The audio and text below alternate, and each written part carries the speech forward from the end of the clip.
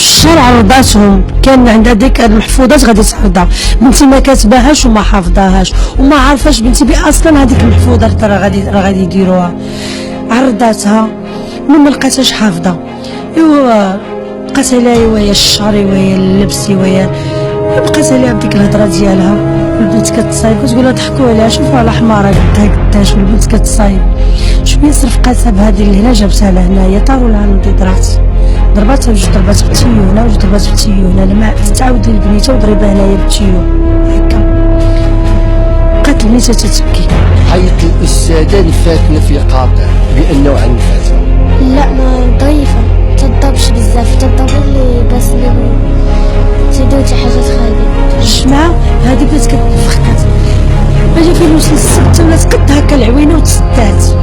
وهذيك النهار قالت لي حيت فاش جابت واحد في الرياضيات، مشات عند امها وقالت لها راني جبت واحد في الرياضيات وضرباتها بواحد الخشبه لراسها. النهار اللي قالت خطات واحد النقطه ماشي نقطه نازله، راه ما عنفتها بالطرف الدار وضربتها من الراس ديال امها. وراه التلميذ والبنت قالتها التلميذ عندنا في المؤسسه. لقيتها تبدلات، لقيتها ولات زرقاء وهادي هربات وهادو دخلوا هكا.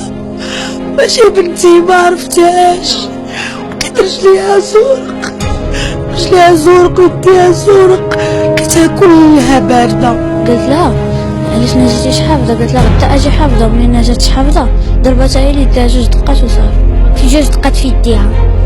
خليت الاستاذه في واحد الحريه وقتها انا تبدلت عليها، قسما بالله تبدلت عليا في هاد العطله هادي، ما هذا شي تبدلت عليا.